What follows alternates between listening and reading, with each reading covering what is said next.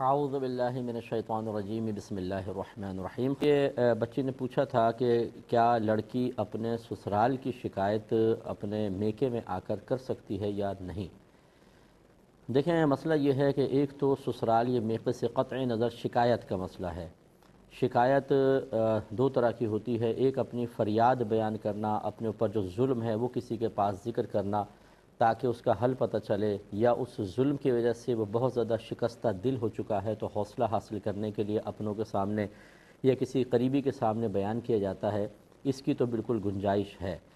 اور ایک شکایت ہوتی ہے لڑوانے کے لیے کرنا، تاکہ یہاں پر آ کے بتائیں، تاکہ پھر گھر والے یا کوئی بھی شخص جو ہے وہ اس کو جواب دے اور ایک لڑائی اور فتنہ اور انتشار برپا ہو۔ تو اپنی فریاد کے طور پر ذکر کرنے میں تو حرج نہیں ہوتا، لیکن اس طرح لڑوانے کے لیے یا ایسے کوئی کم ذہن کا ہے کہ اسے یہ نہیں پتہ کہ اس طرح میں شکایت کروں گا تو لڑائی جھگڑا پیدا ہو جائے گا، تو ایسے بچوں کی تربیت بھی ہونی چاہیے اور یہ نیت ہرگز نہیں ہونی چاہیے، اس سے انسان ضرور گناہ گار ہوگا۔ یہ ایک مطلقاً شکایت ہے۔ اور اب جو آپ نے پرٹیکولر کہا، اسی پر آپ قیاس کر لیں کہ اگر بچی اپنے سسرال کی باتیں میکے آ کے بتاتی ہے تو پہلی بات تو یہ کہ اگر فریاد کے طور پر ہے، اگر اس طرح ہے کہ بہت زیادہ تنگ کیا جاتا ہے تو ماں باپ حوصلہ دیتے ہیں، بھائی بہن حوصلہ دیتے ہیں، تو انسان میں ایک ہمت پیدا ہو جاتی ہے اور وہ حالات کا سامنا کرنے لگ جاتا ہے اور برداشت کرتا ہے، اور اپنے گھر بچانے کے لیے بچیاں اس طرح حوصلہ پا کر دوبارہ نئے سرے سے عمل شروع کر دیتی ہیں تو کوئی حرج نہیں ہے، بالکل بیان کیا جا سکتا ہے۔ لیکن اگر یوں ہے کہ شکایت اس انداز سے آگے کی کہ گھر والے میرے بیک پہ کھڑے ہو جائیں اور پھر آ کے میرے سسرال میں ایک ایک لفظ کے بارے میں حساب کتاب ہو، یہ کیوں کہا تھا ہماری بچی کو،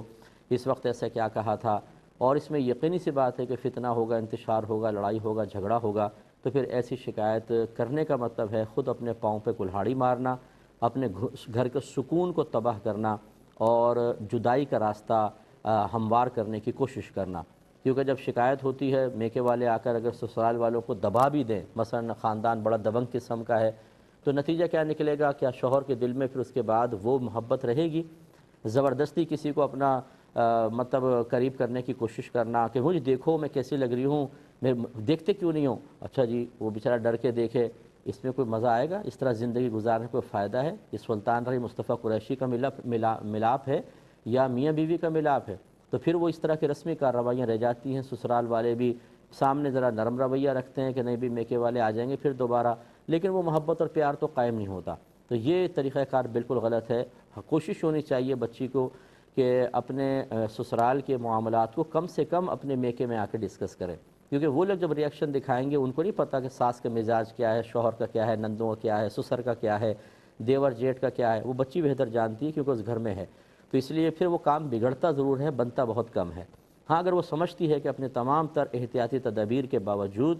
اچھی تربیت کو بروئے کار لانے کے باوجود پھر بھی سسرال والے زیادتی کریں تو پھر اپنے والدین سے ڈسکس کرنے میں حرج نہیں، اور اس میں بھی حتی الامکان ہونا چاہیے کہ یہاں اچھی طرح مشاورت ہو، پھر محتاط قدم اٹھایا جائے تو بہت بہتر ہوگا۔ دیکھیے، بہن نے کویسچن کیا تھا کہ وضو کے بعد میک اپ اگر کسی عورت نے کر لیا اور پھر نماز کا وقت آ گیا تو کیا میک اپ کے ساتھ نماز ادا کی جا سکتی ہے یا نہیں؟ تو بالکل کی جا سکتی ہے۔ اب یہاں دو سوال کے پہلو نکل سکتے ہیں۔ ایک یہ کہ وضو کے بعد اگر میک اپ کیا تو وضو قائم رہے گا یا نہیں رہے گا؟ تو یہ وضو ٹوٹنے کے اسباب میں سے نہیں ہے، وضو بالکل قائم ہے۔ دوسرا یہ سوال کا پہلو ہو سکتا ہے کہ اگر میک اپ کر لیا اور اس میں کوئی ناجائز چیز سنتے ہیں، جیسے لپسٹک کے اندر ہے، نیل پالش میں ہے، کوئی ناجائز چیز ملی ہو تو کیا اس سے وضو پہ فرق پڑے گا یا نہیں؟ دیکھیں، اگر فرض کر لیں ناجائز چیز بھی اس میں ملی ہوتی، وضو پہ فرق نہ پڑتا، یہ بھی وضو ٹوٹنے کے اسباب میں سے نہیں ہے، وضو تو قائم رہتا۔ لیکن ہاں یہ ضرور ہے کہ اگر واقعی کوئی ناجائز چیز ہو تو اس کے ساتھ نماز ادا نہیں کی جا سکتی۔ لیکن جو ہمارے یہاں کے میک اپ ہیں، یا فرض کر لیں باہر سے بھی کوئی پروڈکٹ آتی ہے، جب تک اس کے بارے میں 100% شیورٹی نہ ہو کہ اس میں کوئی حرام چیز ملی ہوئی ہے، اسے حرام یا ناپاک نہیں کہہ سکتے ہیں۔ وہ شیورٹی کیسے حاصل ہوگی؟ آپ نے اپنی آنکھوں سے حرام کو ملتے ہوئے دیکھا ہو، یا کوئی بہت ہی نیک پرہیزگار متقی شخص جس سے کبھی جھوٹ منقول نہ ہوا ہو، ظاہر باشرع ہو، وہ خبر دے کہ میں نے دیکھا ہے کہ کوئی ناجائز چیز ملی ہے، اس کی بھی دیکھنے کی شرط ہے، ایسے شخص کو عادل کہتے ہیں۔ اور تیسرا یہ کہ آپ کو خود نجاست کا کوئی اثر اس کے اندر نظر آ رہا ہو، فرض کر لیں کوئی اسمیل وغیرہ ایسی کوئی ہو، فرض کر لیں، تو پھر ایسا ہے۔ ورنہ خالی گمان کے جی باہر سے چیز آتی ہے، وہ ہو سکتا ہے انہوں نے سور کی چربی ملا دی ہو، فلاں چیز ناپاک آئل ملا دیا ہو، اس کا کوئی اعتبار نہیں، آپ کے لیے اس شے کا استعمال جائز ہے۔ ہاں اگر کوئی کہتا ہے کہ جی مجھے دل نہیں مانتا، میں تقوی اختیار کرنا چاہتا ہوں، بالکل کر سکتا ہے، نہ استعمال کرے، لیکن وہ اپنے تقوی کو مسلط نہیں کر سکتا کسی اور پر۔ اسی طرح وہ تقوی کو بنیاد بنا کر فتویٰ نہیں دے سکتا یہ چیز حرام ہے۔ ایسا متقی پھر متقی نہیں رہے گا، وہ صفت تقوی سے خالی ہو جائے گا، باہر نکل آئے گا، دائرہ تقوی سے باہر نکل آئے گا، کہ جو بغیر کسی تحقیق اور جستجو کے ہر چیز کو حرام کہتا پھرے اور اس کو مشروع بتاتا پھرے، اس کا مطلب اس میں تقوی ہی نہیں ہے۔ خود ہمارے بزرگوں نے لکھا ہے تقوی یہ نہیں کہ ہر چیز کو فوری طور پہ حرام کہہ دیں، بلکہ تقوی یہ ہے کہ اس کو حلال مانا جائے، کیونکہ اصل حلال ہے۔ امید ہے کہ آپ بات سمجھ گئے ہوں گے۔ خلاصہ کلام یہ ہے کہ وضو کے بعد میک اپ کر کے نماز ادا کرنا بالکل جائز ہے، جب تک کہ کنفرم 100% یہ نہ پتہ چل جائے کہ اس میں کوئی ناپاک چیز ملی ہے یا نہیں۔ ایک یہ بھائی نے پوچھا تھا کہ اگر کوئی شخص، ایک بھائی نے پوچھا ہے کہ کوئی اگر قصدن امام ایسا ہے قصدن نماز قضا کرتا ہے تو اس کے پیچھے نماز پڑھنے کی کیا شرعی حیثیت ہے؟ دیکھیں پہلی بات تو یاد رکھیں کہ بعض اوقات ہم ایک چیز کو دیکھ کر کوئی نتیجہ مرتب کر رہے ہوتے ہیں، بعض اوقات ویسا نہیں ہوتا ہے۔ مثال کے طور پہ ایک شخص ہے وہ غیبت کرتا نظر آتا ہے، ہم نتیجہ مرتب کرتے ہیں کہ حرام کر رہا ہے، ہو سکتا ہے کہ وہ غیبت کی اس صورت کو اختیار کیے ہو جس کی شریعت نے اس کو اجازت مرحمت فرمائی ہے۔ جیسے کوئی امین ہے، مطلب کوئی مشورہ طلب کر رہا ہے تو مشورہ دینے میں وہ امین ہے، اس میں وہ بالکل غیبت کر سکتا ہے۔ کسی ایسے شخص کا ذکر کر رہا ہے جو اعلانیہ گناہ کرتا ہے تو سرکار نے فرمایا جس نے حیا کا پردہ اپنے چہرے سے ہٹا دیا اس کی غیبت نہیں، ایسی کافر کی غیبت نہیں ہوتی ہے۔ تو اسی طریقے سے اگر آپ کو بظاہر ایسا لگا کہ انہوں نے نماز قصدن قضا کی ہے، ہو سکتا ہے ان کے ساتھ کوئی صحیح شرعی عذر ہو، پہلے تو اس چیز کی تحقیق اچھی طرح کر لی جائے، کیونکہ کسی پر بدگمانی کرنا اور خصوصاً ایک امام مسجد یہ مناسب نہیں ہوتا۔ فرض کر لیں کہ آپ بہت کلوز ہیں اور آپ کو پتہ ہے کہ اس نے خود بھی ارادہ ظاہر کر دیا اور خود اپنی نیت بتا دی کہ وہ جان بوجھ کر سستی کر رہا ہے اور نماز قضا کر دی ہے، تو یقیناً نماز قضا کرنا گناہ کبیرہ ہے۔ اب یاد رکھیں کسی کو امام بنائیں تو اس کے لیے وہ امامت کے لائق نہیں ہے، اس کی کئی وجوہات ہو سکتی ہیں، جن میں سے ایک یہ ہے کہ وہ کوئی گناہ کبیرہ اعلانیہ طور پہ کرتا ہو، جس کو فاسق معلن کہا جاتا ہے، اعلانیہ طور پہ گناہ کبیرہ کرنے والا۔ لہٰذا اگر وہ سب کے سامنے ہی اس طرح اعلانیہ طور پہ نماز قضا کرتا ہے تو پھر اس کو امام بنانا گناہ ہے، اور ان کے پیچھے نماز نہ پڑھی جائے، تاکہ یا تو وہ گناہ کو چھوڑے اور یا پھر اس کو امام کو نکالا جائے، کوئی صحیح مطلب نمازی امام آئے۔ اور اگر فرض کر لیں ایسا ہے کہ آپ سے کے ساتھ ہی بس وہ کلوز ہیں تو آپ کو ظاہر ہو گیا کہ یہ نماز قضا کر رہا ہے، باقی اعلانیہ طور پہ ایسا نہیں ہے، نہ اس کی عادت میں شامل ہے، تو پھر اس کو عوام الناس کے سامنے اس کو ذکر کرنا مناسب نہیں، پردہ رکھنا چاہیے، لیکن یہ نہیں کہ اس کی عادت بنا دیں بلکہ اس کو تنبیہ کریں۔ اگر نہ مانے تو پھر یہ کہ وہ کمیٹی وغیرہ سے رجوع کریں کہ بھئی یہ نماز نہیں پڑھتا ہے، میرے سامنے اس نے ایسا کیا۔ ہاں یہ ضرور ہے کہ اگر وہ نماز جان بوجھ کے قضا کرتا ہے، آپ نصیحت کرتے ہیں نہیں مانتا، تو آپ کم از کم جو ہیں وہ اس کے پیچھے نماز نہیں پڑھیں گے، کیونکہ وہ گناہ کبیرہ کرنے والا ہے اور اس کے پیچھے نماز صحیح نہیں ہوگی۔ یعنی آپ پڑھیں گے تو آپ کے فرض تو ادا ہو جائے گا، لیکن اگر آپ چھوڑیں گے تبھی تو اس کو تنبیہ ہوگی نا کہ یار ایک آدمی پیچھے سے چلا گیا، نماز نہیں پڑھ رہا میرے پیچھے کیونکہ میرا گناہ ہے، تو پھر وہ ہوشیار ہوگا اور انشاءاللہ وہ پھر نمازیں وقت پر ادا کرنے کے لیے تیار ہوگا۔ اس لیے کوئی نہ کوئی اس طرح کا آپ عمل اٹھائیں، لیکن جو ترتیب میں نے آپ کو بتائی اس کا ضرور خیال رکھا جائے۔ ایک بہن نے کویسچن کیا کہ ان کے شوہر کی جاب نہیں ہے کافی عرصے سے اور 2 شادیاں کی ہوئی ہیں حضرت نے، ایک پرانی زوجہ ہے جو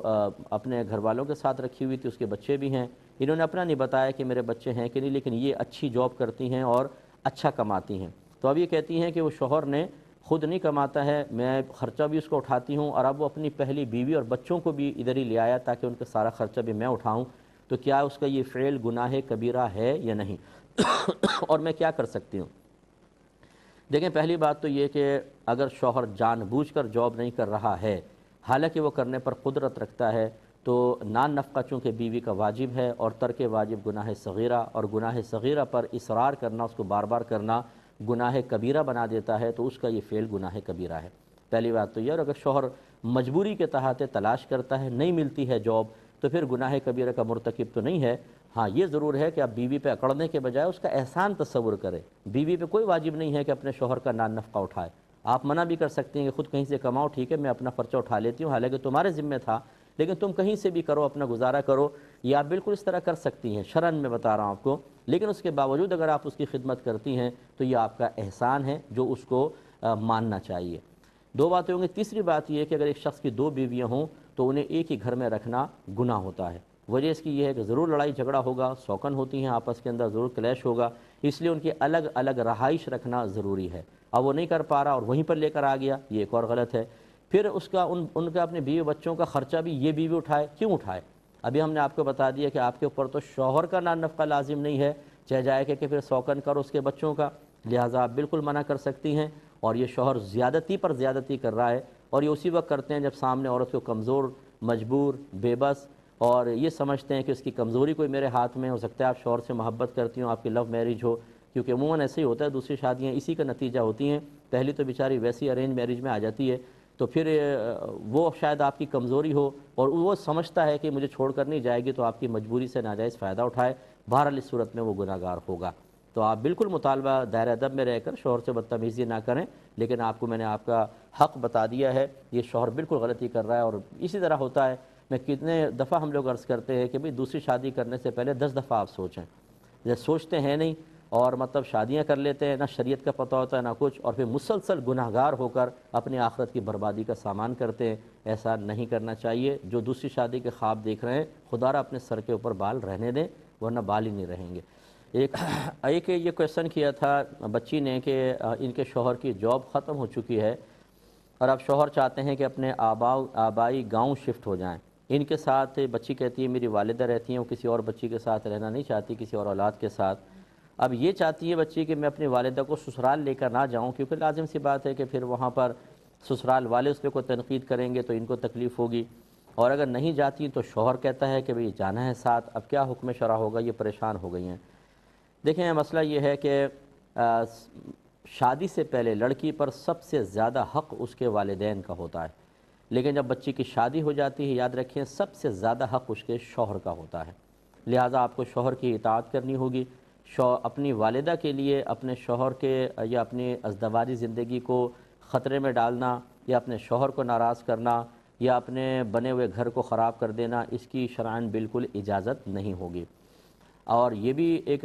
مطلب مسئلہ ہے کہ جب آپ والدوں کو وہاں لے کر جائیں گے تو یقینی سی بات ہے کہ جوائنٹ فیملی سسٹم ہوتا ہے اکثر گاؤں میں، تو پھر ایک اجنبی شخص آ جاتا ہے تو گھر کا ایک ماحول بنا ہوتا ہے، پھر تکلف پیدا ہوتا ہے، اور اس سے پھر لازم بات ہے کہ لائف ڈسٹرب ہوتی ہے۔ تو یہ آپ کی والدہ کے لیے ہو سکتا ہے پھر ان کی زبان سے طعنے نکلیں، کوئی جملے نکلیں اور ماحول خراب ہو، اس لیے شوہر کی اطاعت لازم ہے۔ اور یہ بھی صحیح ہے کہ والدہ کو وہاں لے جانا بھی قطعاً غیر مناسب ہے۔ اب اس میں دو صورتیں ہو سکتی ہیں۔ پہلی بات تو یہ کہ پیار سے محبت سے اپنے شوہر کو راضی کریں کہ دیکھیں میری والدہ بھی بوڑھی ہیں اور یہی جنت کمانے کا موقع ہے۔ ایک دفعہ والدہ رخصت ہو گئیں تو پھر ٹھیک ہے، اور دیگر ذرائع تو ہو سکتے ہیں کہ اللہ تعالیٰ ایصال ثواب کریں، آپ دعائے بخشش و مغفرت کریں، اس میں آپ کے درجات کی بلندی کا سامان ہے، لیکن جو زندگی میں خدمت ہوتی ہے بہرحال وہ بہت بڑی ہے۔ تو اپنے شوہر کو راضی کریں کہ وہ شہر میں ہی کہیں رہ جائیں اور خوش دلی کے ساتھ، تو یہ بہت اچھا ہو جائے گا کہ والدہ بھی ساتھ رہیں گی۔ دوسری صورتحال یہ ہے کہ اپنے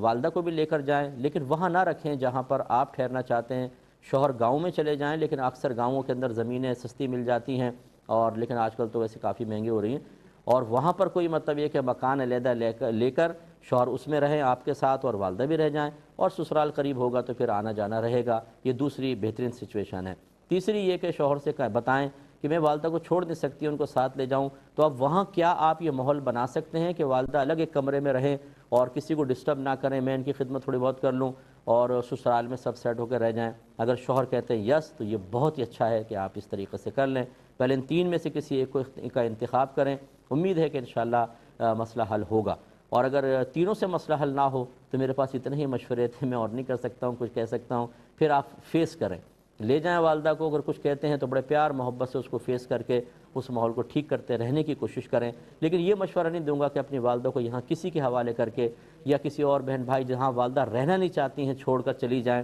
یہ قطعاً غیر مناسب ہے۔ یہ جنت کمانے کا موقع ہے، اس کو ضائع مت کیجیے گا۔ کہتے ہیں کہ ترک واجب کا شبہ پیدا ہوا اور سجدہ سہو کر لیا، بعد میں یاد آیا کہ نہیں کوئی ایسا ترک واجب نہیں ہوا تھا، یقین حاصل ہو گیا، تو اس نماز کا حکم کیا ہوگا؟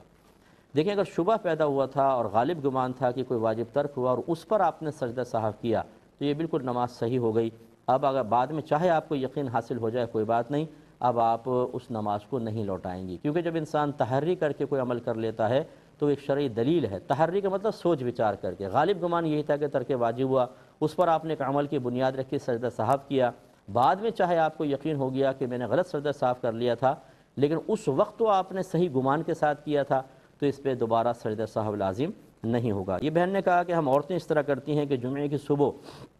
مسجد میں جمع ہو جاتی ہیں اور وہاں صلاۃ و تسبیح جماعت کے ساتھ ادا کرتی ہیں، تو بعض لوگوں نے کہا ہے کہ عورتوں کا مسجد میں آنا جائز نہیں ہوتا، کیا حکم شرع ہوگا؟ دیکھیں بالکل جس نے کہا ہے مناسب کہا ہے عورتوں کو اس طریقے سے گھر سے نکل کر مسجد میں جمع ہونا اور وہاں جماعت سے نماز ادا کرنا یہ بالکل صحیح نہیں ہے، اور وہ بھی نفل نماز اگر فرض ہوتی ہیں اور مرد امامت کر رہا ہوتا اور عورتوں کے لیے علیحدہ کوئی حصہ ہوتا اور اس میں شرائط کے ساتھ عورتیں آتی پھر بھی گنجائش تھی، لیکن اس طرح عورتوں کا اجتماع یہ فتنے سے خالی نہیں ہوگا۔ مسجد میں خادم بھی ہوتے ہیں، مرد حضرات ہوتے ہیں، پھر عورتوں کا گھر سے نکل کر آنا، پھر وہاں اجتماع کرنا، اور پھر مسجد کے اندر عورتیں باتوں سے تو باز آتی نہیں ہیں، اس لیے بہتر یہ ہے کہ اپنے اپنے گھر میں پڑھیں اور اس طرح مسجد میں نہ آئیں۔ مسجد میں آنا عورت کا جائز ہے، یہ جس نے کہا ناجائز ہے وہ غلط کہہ رہا ہے، آنا جائز ہے، لیکن دوسری شرعی قباحتوں کی وجہ سے منع ہی کیا جائے گا کہ اس طرح صلاۃ التسبیح کا اجتماع مسجد کے اندر عورتوں کا نہ کیا جائے۔ کہتی ہیں کہ اگر ہم تسبیح پہ درود پڑھ رہے ہوں تو ہر دانے کے اوپر مختلف درود پڑھ سکتے ہیں؟ اب یہ میری پیاری بہن نے بہت سارے ماشاءاللہ کویسچنس وضع فرمائے، اچھی بات ہے، کوئی بات نہیں، لیکن تھوڑے سے بعض ایسے کویسچن ہوتے ہیں کہ جو تھوڑے لوز ہوتے ہیں، تو بہرحال مختلف آپ پڑھ سکتی ہیں، اس میں کیا حرج ہے، جتنے مرضی درود پاک پڑھیں، ہر دانے پہ الگ الگ پڑھیں۔ ایک ہمارے بھائی نے اور پھر کویسچن کیا ہے کہ مدرسے کے لیے جگہ وقف کر دی گئی تھی، اب لوگوں نے اس کو اسکول میں بدل دیا اور اس کی فیس بھی لے رہے ہیں، کیا حکم شرع ہوگا؟ دیکھیں مدرسے کی یعنی جو وقف شدہ چیز ہوتی ہے، اس کا مطلب یہ ہوتا ہے کہ اپنی ملکیت سے بالکلیہ کی کسی چیز کو نکال کر مکمل طور پہ اللہ کی ملکیت میں داخل کر دینا۔ یعنی جیسے اب یہ موبائل میرا ہے تو یہ اللہ تو مالک ہی ہے نا اس کا، لیکن میری طرف بھی ملکیت کی نسبت ہوگی، لیکن اگر میں اس کو وقف کر دوں تو اب میری طرف بالکل نسبت نہیں ہو سکتی، صرف یہ اللہ کی چیز ہے۔ اور یاد رکھیں کہ وقف میں تغیر و تبدل شرعاً جائز نہیں ہے، اور پھر اسکول اور پھر اس سے پیسہ کمانا یہ بالکل جائز نہیں ہوگا، اس کو مدرسے کے لیے وقف رکھا جائے، جنہوں نے ایسا کیا سب کے سب گناہگار ہوں گے۔ اور یہ کہتے